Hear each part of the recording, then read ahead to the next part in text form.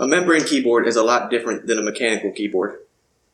Instead of each key being its own separate thing, like on a mechanical keyboard, a membrane keyboard, it's all just one membrane sheet. So if something happens to that sheet, you have to replace the whole keyboard. You can't just replace one individual key like you can with a mechanical keyboard. Membrane keyboards also tend to be a bit mushy. A lot of people don't like the way they feel. The one benefit to a membrane keyboard over a mechanical keyboard is they are a lot cheaper. So if you do have to replace it, it's going to cost you maybe 20 to 30 bucks, whereas a mechanical keyboard could cost you over $100. So in this video, I'm going to review my top 5 favorite membrane keyboards. If you're particularly interested in any one of these keyboards, I have a separate review video for each of these keyboards that I will put in the cards when I go over each keyboard, so you can have a more in-depth idea of what I think about that keyboard. Because since I'm reviewing 5 keyboards in this video, if I tried to go in-depth with every single one in just one video, then this video would be 30-40 minutes long. So I'm going to leave a link to all my in-depth reviews for each of these keyboards, and in this video I'm just going to do a quick rundown of my top 5 favorite membrane keyboards.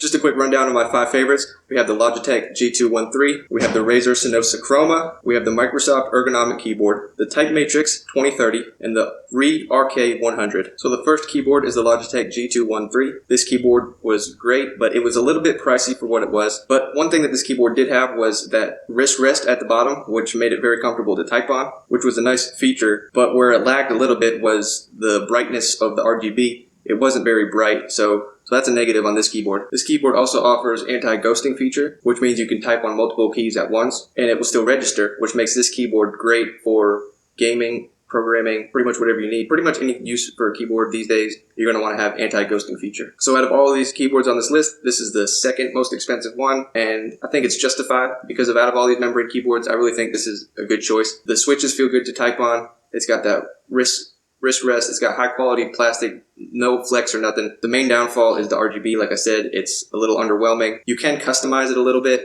but the brightness, could be better. So next on the list is the Razer Cynosa Chroma, which is right in the middle of decent quality, but also not too expensive. In my opinion though, the membrane on this keyboard is a little bit under par with these other keyboards. The way it felt and typed, it didn't really feel too good. But where it does shine is the programmability. Razer keyboards have the Razer Synapse software where you can pretty much customize any of the keys to your liking, making this keyboard amazing for gaming because you can set up your macros that can really give you that edge against other players. The RGB in this keyboard is also better than the previous keyboard. It's a little bit brighter and just all around a better experience. Razer also has one of the best customer services available. So if you have any problems with your keyboard at all, it's super easy to get in touch with them, have them help you out, solve your issues. If they can't solve your issues, then you can turn your keyboard back in and you should be able to get a replacement. In my opinion, if you're looking for a membrane keyboard that's excellent for gaming, then on this list, I really think that you should check out the Razer Cynosa Chroma.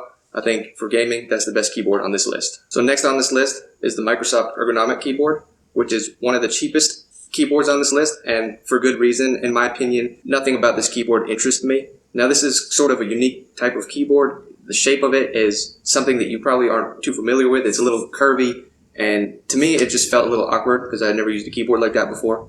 Supposedly it's supposed to be good for you and reduce your strain on your wrist while typing, but in my opinion, the way the keys were all folded in like that, my muscle memory was used to them being more spaced out, so I kept making mistakes and errors. I'm sure over time, if you use this keyboard more, you would get used to it and it would end up being a benefit to you. So if that's something you're interested in, then you might want to check this keyboard out. But for me personally, I wasn't too into this keyboard. And not only was it awkward and weird, the switches themselves were also, I have a heavy hand when I type, so every time I was typing, it was bottoming out really quickly, and it was a bad experience overall, in my opinion. There's also no backlighting on this keyboard, and as far as I'm aware, there's no way to customize or program this keyboard in any sort of way, unless you can find some sort of third-party software that can do it for you, but as far as I'm aware, there's no way to program this keyboard. Where this keyboard does shine is if you have an office setting. This keyboard does look very professional, especially compared to some of these other keyboards on this list. So if that's what you're looking for, a nice office-style keyboard,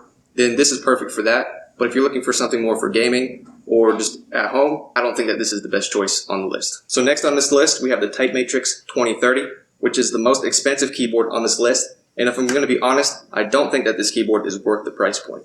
I did enjoy using it, and it was a bit unique than what I'm used to. It's what's known as an ortholinear keyboard, which is all the keys are pretty much shaped in a brick shape. They're all the same size, other than a couple keys and it's just square. It's basically, I think it's the opposite of an ergonomic keyboard, the way that it's shaped. The switches on this keyboard are called scissor switch keyboards, so if you're used to typing on a laptop, then it feels a lot like that. And in my opinion, it's one of the better typing experiences on this list of keyboards. I like the scissor switch a lot better than the membrane sheet material. Some of the keys on this keyboard are a little bit unique in style. It's got the enter key in the middle row that's long, and then it's also got the enter key on the right side too, so you can, I guess, so you're closer to it with either hand.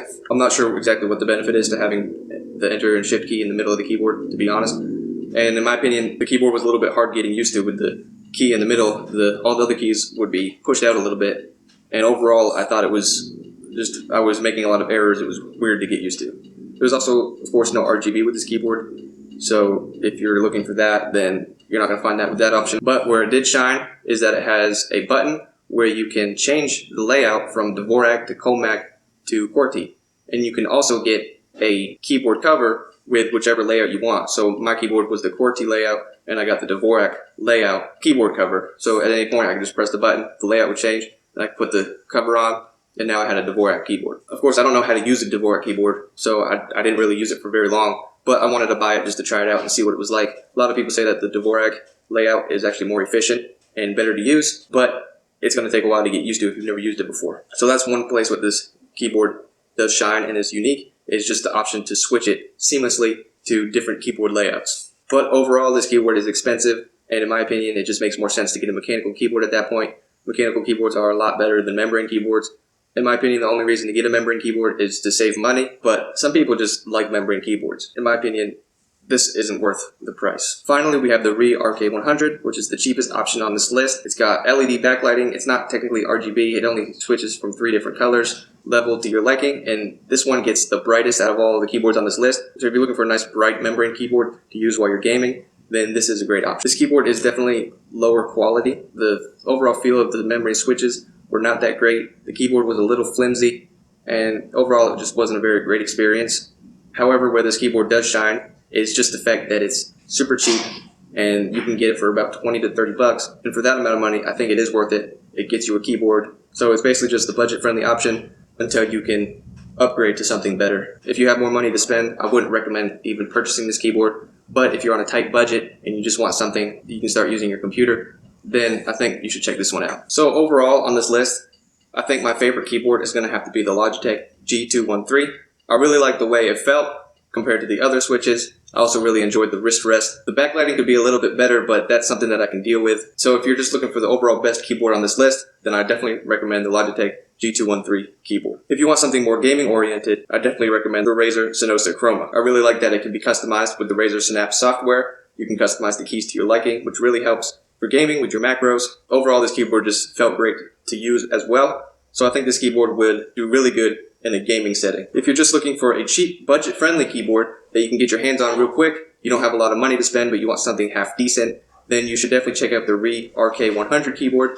While it might be the worst keyboard on this list, if we're just looking at overall budget quality keyboards, then I think this is one of the best keyboards in the market. If you're looking for something a little bit different, a little bit unique, then you might want to check out the TypeMatrix 2030. It's definitely the most expensive keyboard on this list, and at that price point, you could get yourself a high-quality mechanical keyboard. So overall, I don't think it's worth the money, but it's a keyboard style that I've never seen before, and it did feel cool to type on. It was a little weird, in my opinion. It's an ortholinear keyboard, but it did have that option to switch it from different keyboard layouts, from QWERTY to Dvorak to Comac, which is I've never seen before. So if you want something just unique to try out, then you should check it out. In my opinion, though, it's not worth the money. And finally, if you're just looking for a nice professional-looking keyboard for an office setting, then you should check out the Microsoft Ergonomic Keyboard. In my opinion, it was a little bit awkward and weird to get used to the way it was shaped, but supposedly it's supposed to be good for you in the long run. So if you're just looking for a keyboard that has ergonomics and professional look and feel, then you should check out the Microsoft Ergonomic Keyboard. If you like this video, be sure to leave a thumbs up. I'm going to leave a link down in the description box below where you can purchase each of these keyboards. They will be an affiliate link. I will also leave a link to each individual review of these keyboards in the description box below, where you can have a more in-depth look at whichever one of these keyboards you think that you're interested in. Anyways, if you haven't yet, be sure to subscribe to this channel and turn on the bell notifications so you'll be notified for any future videos. Thanks so much for watching, and I'll see you in the next video.